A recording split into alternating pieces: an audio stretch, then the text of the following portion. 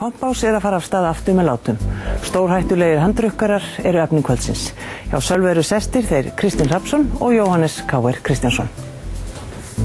Velkomnir strákar. Takk. Kannski fyrst af öllu, það mikið búið að fjalla um þennan þátt ykkar, bæði DFF og annars staðar. En það eitt sem hefur kannski ekki mikið verið fjallað um, það þessi atvinnugrein, handrukkun. Hún tengist ekkert bara fíkniefna heima. Þetta líka bara fólk að innheimta alls konar skuldir.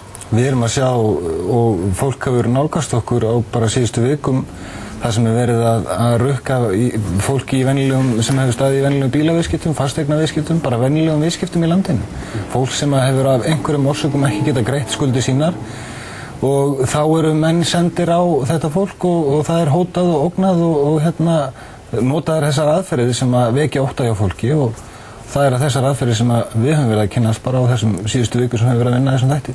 Og það er kannski miklu meir heldur maður hefði kynnst áður fór að dýfa svona nefinn ofan í þennan drullupitt sem að þessi veruleiki sannarlega að þetta er ekki þessi dópheimur, þetta er ekki undirheimur, þetta er náttúrulega innheimtu aðgerðir fyrir utan ramma laga og réttar, en það er, eins og Jóhannes segir, þetta er fólk sem er í næsta húsi, er í eðlilegu viðskiptum, fólk sem kannski lendir eitthvað í basli með peningamál. Er þetta þó bara pípulagningamaður sem er búinn að leggja blokk og verktakinn skiptur í kennitölu og hann nær ekki peningunum frá? Nákvæmlega.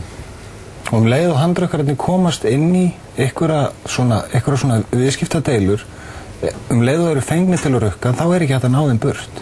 Og eins og við sýnum fram á í þættinum í kvöld að þá staðfestir lögreglan það eru til nokkuð dæmi sem við höfum líka heyrt af, þar sem að handrukkarar hreinlega komast upp á lagi með að rukka fólk. Ef þeim vantar peninga, þá halda þeir áfram. Þeir einfaldlega setja kúnan, það er að segja fórnarlambið í áskrift og það orð jafnvel notað þegar að viðkomandi er merktur með einhverju kröfu að hann er komin í áskrift. Það getur þýtt 50.000 krónur á mánuði og þó losnar aldrei. Og annað í þessum viðskiptum er það að þegar handrukkunum er hleypt inn, þá er oft sá sem að bera ábyrgð að senda viðkomandi mann á stað, hann getur fengið henni hausinn tilbaka. Það er að segja að handrukkarinn fer inn í aðstæður og límið sér þar inn í ágreining og fólum nokk saman hvaðan peningar koma, jafnvel frá báðum. Það er bara hver borgar betur. En eitthvað segir þetta okkur kerfið að fólk þurfi að leita þessara lausnar. Það er svolítið skrítið, eru þið þá í eitthvað vinnu búin að rekast á það að það vanti úrlausnir í kerfinu fyrir fólk sem er innheimta skuldir? Já, rök þessara manna eru þau að menn séu hreinlega bara fallít, að þeir séu kennitölurnar það sé ekki hægt að sækja kennitölu, ekki hægt að sækja fólki og það er greinilega fjölmargir einstaklingar í samfélaginu sem að nýta sér þessa þjónustu af einhverjum orsökum og það er náttúrulega lýsið þeim best sjálfum hvernig að þeir skuli yfir höfu gera það. Það sem að slær manni það að það eru býsna margir sem hafa nefnt að þetta sé eina leiðin og þeir tala jafnvel góða handrukkara versus vonda handrukkara og það fyrir því hver verkin eru. Þetta eru sömu mennir að framkvæma þessa þjónustu. Góði handrukkarnir getur verið aðstoða einstæðu móðurina til þess að ná peningu tilbaka sem að einhver delinn hefur haft af henni eða láta hann skrifa upp á og hann það er ekki að sækja hann með eðlilegum lagalegum úrræðum því hann á ekki neitt. Þetta getur verið handrukkarinn sem er að koma í staði fyrir nálgunarbannið og banka einhvern sem er að ónáða manneskju. Og fólk segir við okkur, það er ekki öðru úrræði þannig að það er líka verið að þetta er ákveðin áfellisdómur yfir réttaríkið að það skuli vera þetta gráa svæðið þar sem að þessi menn komast inn í og geta veitt þessa þjónustu fyrir býsna mikla peninga. Nú er ákveðin ástæða fyrir því að ég er með ykkur í kvöld. Það er ekkert auðvelt að fá fólk til þess að tala um þetta, en hefur þetta fólk sem er að notfæra sér þessa þjónustu, ég hef sagt ykkur að lögreglan hafi bent þeim á að leita bara til handrukkara? Já, það hefur verið sagt í okkar eyru að eitthvað slíkt hafi gerst, en það sem skiptir náttúrulega mestu máli er það að fólk sem lendir í þessum aðstæðum, það þorir ekki að leita til lögreglunnar. Og það er einfaldlega óttinn er svo ofboðslega mikil.